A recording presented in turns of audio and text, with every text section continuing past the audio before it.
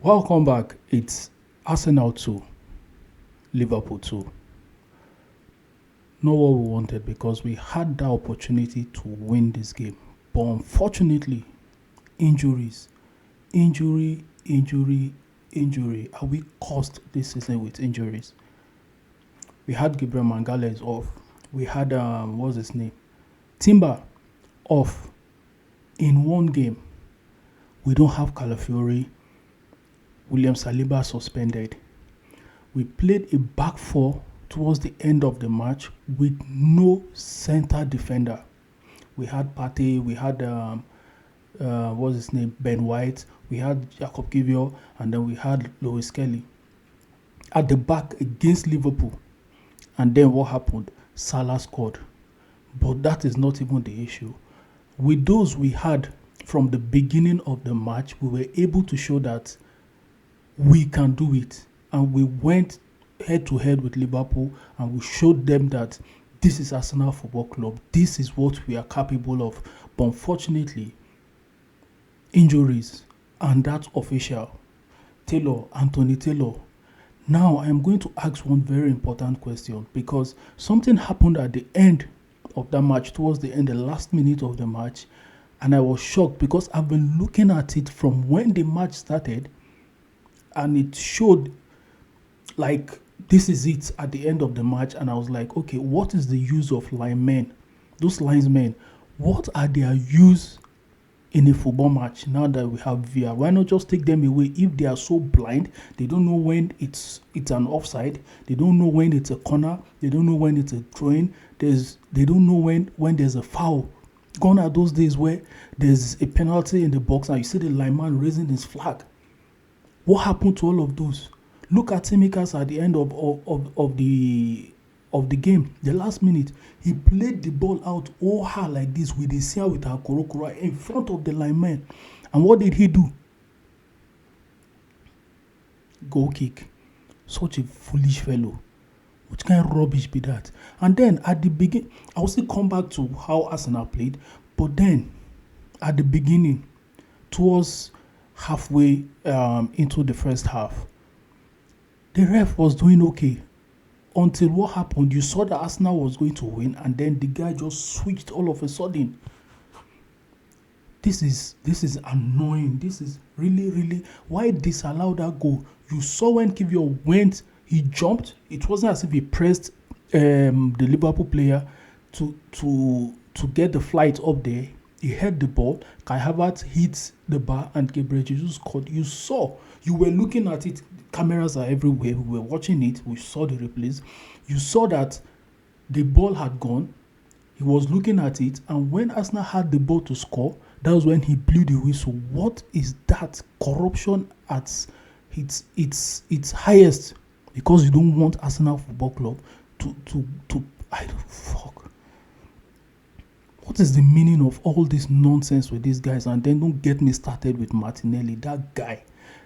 Yes, it used to be cross before, it used to be excuses before, it used to be everything for Martinelli, but not today. Martinelli was the spirit in this match. Every time he was given the ball to run at Liverpool, he gets to Konate and then he releases the ball and say, you can have it, bros.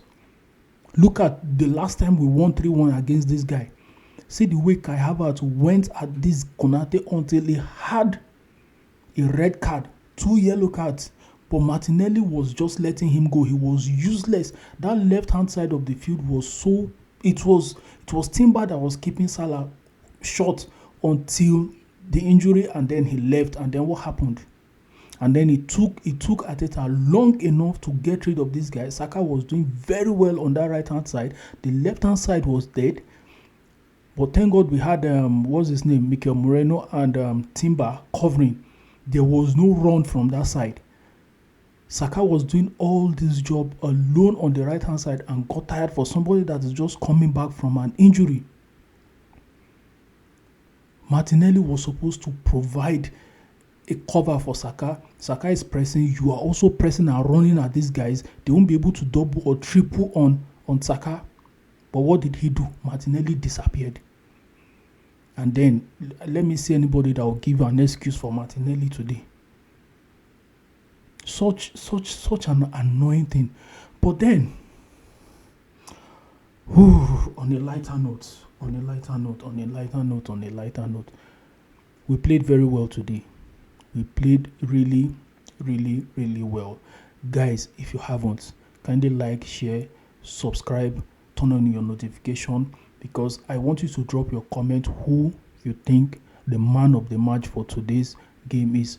Because I'm looking at players today. I'm looking at Partey. I'm looking at Saka. I'm looking at Declan Rice, who played really well today. I used to insult Declan Rice very well, but today he was phenomenal. So, from these three players, who do you think the man of the match should be for today? So let's start from the goalkeeper behind. Raya had good saves, like 2 or 3, but then there was a point in the match where he had the ball and then delayed, allowed Liverpool player to always close him down before hitting the ball, and then had a yellow. But all round, he played well today, and for that, he gets a 6. Yes, he gets a 6 because he didn't really do things obvious that you say. Probably, let's say, Liverpool didn't allow Liverpool attack us that much until those injuries occurred. So he gets a 6. And for my right back, Partey was phenomenal today. Partey was everywhere, playing right back and providing support for the midfield. Look at the control. He closed down that right back. And what's his name? I've forgotten. The guy who plays 11 for Liverpool, I've forgotten his name. He closed him down. They were forced to change him. That is it, Partey. Partey is not finished. Kudos to you, Thomas Partey. And then for that today, Thomas Partey gets an 8. Yes, 8 for Thomas Partey. And then moving on to Ben White. Ben White also did very well today. Look at that pass to Saka. Oh, look at that beautiful pass from Ben White to Saka for the first goal. Oh, he gets an 8 from me today. And for Gabriel Magalhaes, he put his all until he got injured. And even with the injury and not completing the match, that guy gets a 7 from me. And Timber also gets a 7. Timber closed down Salah. Salah couldn't do anything. I didn't even know Salah was playing until Timber got injured. But I don't think it's really probably a knock or a cramp, yes, which is possible because he hasn't played in a while, and then coming back, throwing him in, which is the same thing I suspect happened to Saka. Saka's own didn't happen really like that, but then we need to take him out to rest because you could see the attack really wasn't like it were in the first half. So the same thing we could see with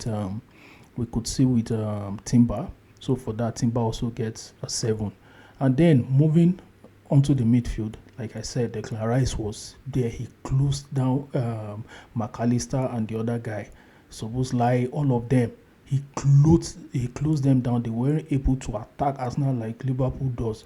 And then, Declan Rice for that. Well done.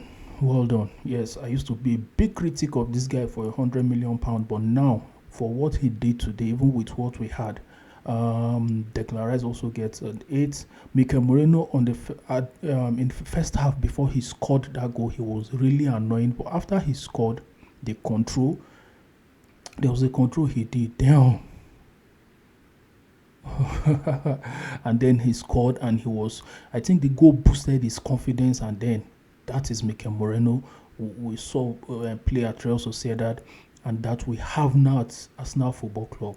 So he gets a 7 today. And then moving on to Trossard. Trossard was off and on. No really. Yes, we cannot replace Trossard with Odegaard, and we cannot replace him. We don't expect him to do that, but he needs to show something. At least today was better than what he did in the Champions League and the match before that in the EPL. There's an improvement, him playing the 10th position rather than playing the left hand side of the attack today. So for that, he gets a 6 from me today. Yes, moving on to the forward players, Bukayo Saka was phenomenal. Like I said, that guy was crazy. The way he beat the Liverpool defense back and say like, "Go market, come off for road for me, Joe." Omo, that was it. I saw it. I was like, "Whoa, you need to score!" And then he did boom, and that was the goal. Crazy, crazy. He roofed the ball, Bukayo Saka. Well done. That is why you're a star boy and a star boy for a reason.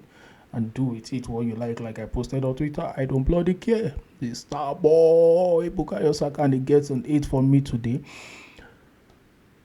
Kai Havertz. Kai Havertz does too much and makes it feel like he's not doing anything because he's in attack, he's in the midfield, he's in the defense. Yes, I used to criticize, I praise him, but I criticize him a lot more than I do praise him. But today, I had a critical look at what he does, and he does everything. If he focuses on scoring, which Ateta will not just let any player say you're a defender, you're a defender, you're a midfielder, you're a midfielder, you're a striker, you're a striker. You have to be able to defend. You have to be able to drop deep. You need to be able to advance as a defender, which is what we see Kai Havertz doing. But then he needs to open himself up more and be able to shoot at goal. If he adds that to his game, that guy will be unstoppable. And so for that, he gets a 7 today. Yes, he didn't score. The one he had, and then Uncle Taylor blew for foul against us. That would have been a goal for Gabriel Jesus, but at least he roofed the ball over the goalkeeper that hit the bar, and then Jesus scored, and then the ref said no, foul, blown, cancelled. But then the most annoying player today, like I said at the beginning, was no other person but Martinelli. No excuse for this guy anymore. If this guy is just lucky that everybody is injured, that guy is just lucky that we have lots of players injured. That guy is not supposed to be starting anymore. He and Trossard, I don't know what is wrong with these guys this season. Do they need another Dubai break? But where would the break come from? Where every time, I think next week or the week after, the league is closing for another international break, they are going to get injured again, plus the ones we have. These guys needs to rest. See me giving the excuse again for Martinelli. That guy is super annoying. He gets a 5 today. Anytime he gets close to Konate, he releases the ball and then stops. Instead of him to run to see if he can cover up and don't let Konate make a pass, force Konate to make a back pass to the goalkeeper, he drops back like he's the defender and does nothing in defense. Except for once I saw him helping to defend. He just drops down and does nothing. No problem, Martinelli. Your time is coming. One thing you should know is Arteta will always play you. But the day it gets to Arteta's head, your own is finished. You see that bench, you will sit on the bench like a car seat and use seat belts because that is where you will be. Trust Arteta when he starts with you. You will regret it. Take your chance now. Take your chance now, Martinelli. No, voila. Let's look at our subs.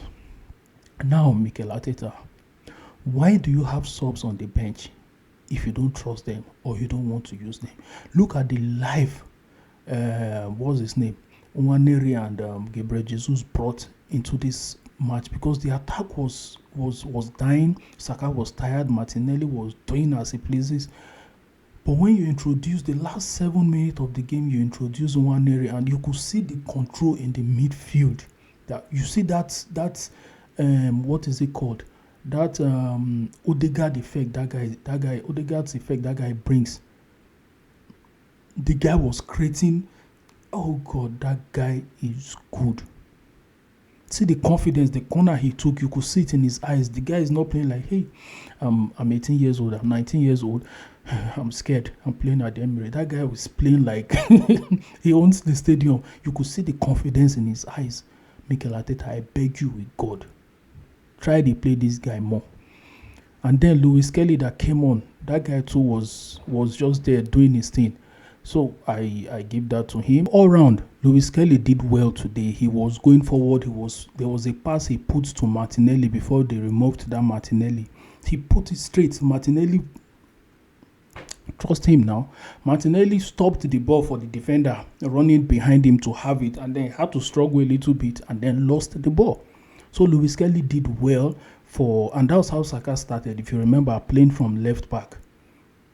So there's a bright future for these guys at Arsenal. I just pray Mikel Arteta plays them more. Yes, and for Kivio, who came in for Gabriel Mangales, he didn't really do bad today. The thing is, the guy is off her own. They behave like Nepa. The guy is off her own, but at least he didn't throw a foot wrong today. I'll say kudos to him. So Iwaneri gets a 7, Gabriel Jesus gets a 7, Lewis Kelly gets a 7, Kivio gets a 7 today. So the only person below that 7 mark is the goalkeeper, who gets a 6 today, and Martinelli, who gets a 5. Now for officiating, they get a 5. Yes, because in the first half it was fair, but in the second half Liverpool were rough. He wasn't blowing against them. Any small thing from Arsenal, he blows against us, and it was glaring. Everything there was obvious. Everyone could see, but no issues. Fair enough for the goal.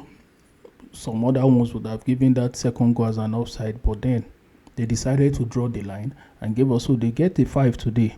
Now Mikel Arteta, at least he played Lewis Kelly today. He played Nwaneri today. He wasn't scared, despite the fact that we were playing against Liverpool. So the manager gets a 7 today. And then for the home fans, even when Liverpool equalized, they were still singing on top of their voice. Always 10 over 10 for them. Now let's move to our man of the match. So for me, coming back from injury and scoring that superb goal, the control, the beat back, and roughing the ball, Bukayo Saka is my man of the match today. So guys, if you haven't subscribed, kindly do so. Hit that subscribe button. Now free, now beg. Just hit them, like, share, turn on your notifications so that when I drop any content, you'll be the first to be notified. Thank you, and Toby Gona is out of here. I'll see you guys very soon. Peace out.